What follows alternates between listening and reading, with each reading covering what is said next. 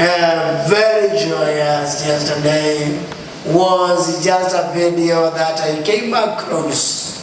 It was of a young man who wanted to introduce his beloved girl to his mother. And not the Bible now, but the story as it goes on, when they arrived at home, something funny that I learned yesterday is that during the Valentine's Day, niliona huyo jamaa walipofika kwa mama nyumbani, hakika yeye mwenyewe alimchapa mama kofi safi, na akamwambia mwenzake, rafiki, maana ni wewe ni tawa, unapokuja kwa hii boma jifunze kuwa unamsalimia mama, anafurahishwa sana na kofi. Kwa hivyo sasa nataka uanze, maana hii ndio Valentine ambayo inaweza kumchekesha mama. Na sasa msijana akasimama akamwangalia mwenzake rafiki, akamuuliza, sasa salamu umesema ni nini? Ni kofi. Yeye akajaribu kunyoosha mkono wake vizuri, akamchapa mwanake tumbi, akamchapa vizuri kofi mmoja safi. Sasa akamwambia, hapana, si kuwa na kuambia unichape, na kuambia ili ukumbalike hapa kwa hii mboma na mama, ujifunze kumpiga mama kofi moja tu safi. Na akamuuliza, sasa unataka nimchape mama yako? Basi nitajifunza. Akamchapa bwanake tumbi mara ya pili, na akamuuliza, nawezaje kumpiga mama yako aliyekubeba miezi 9 kwa tumbo lake, na sasa unaniambia nimpige kofi?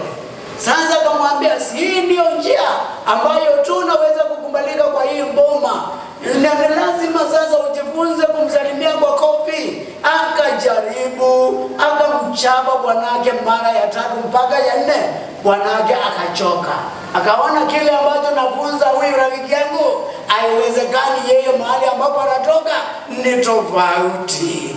Wenzangu mnaonisikiza, jana najua ni mengi ambayo ulipitia, and some of these things have been set apart in order to teach us lessons. Na wakati tunapoingia kwenye somo la siku la leo, I want to speak with you more about the strength in weakness.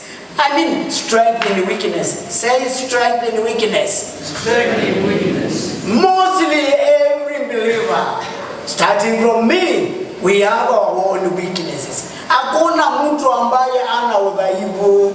Kila mtu ako na udhaifu, ako na unyonge wake. Lakini I want to speak more about the strength in weakness.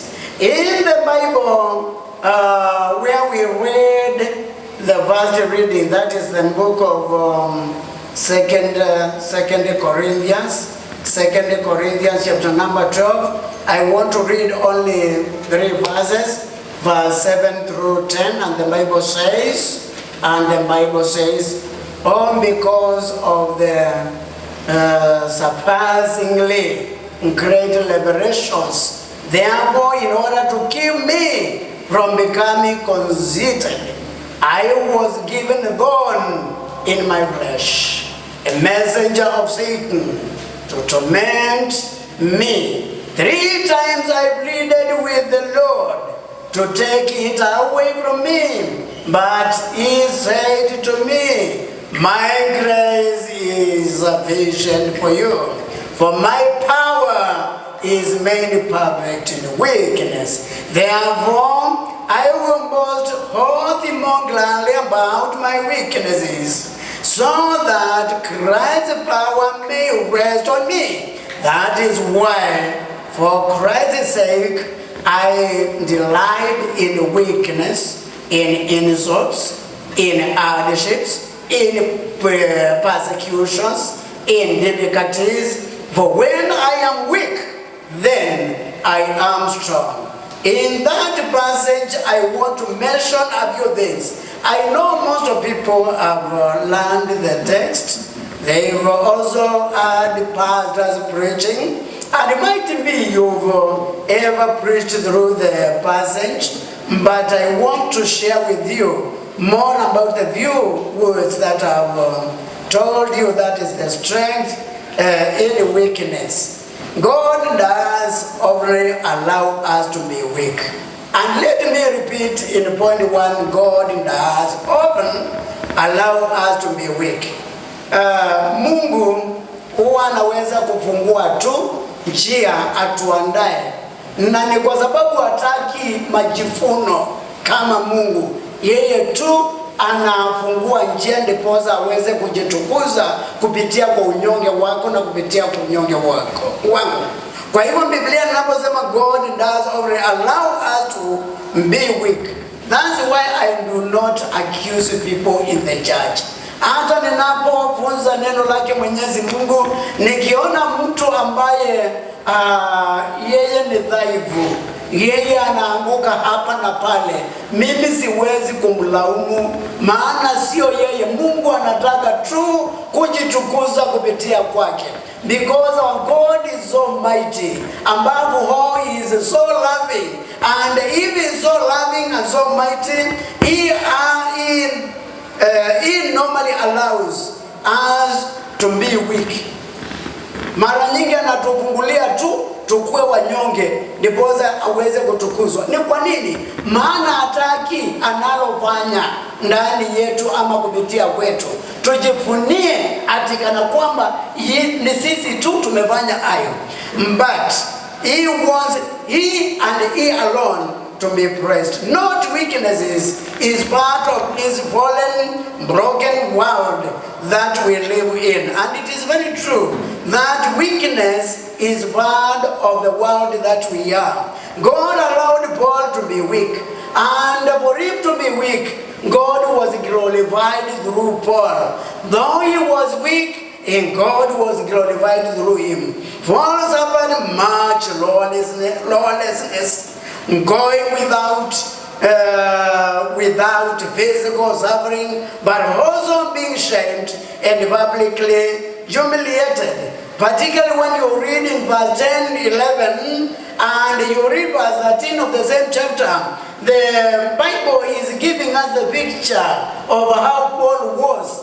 Na wakati huo akiwa hivyo, hakika Mungu akajitukuza, maana yeye ni mwaminifu.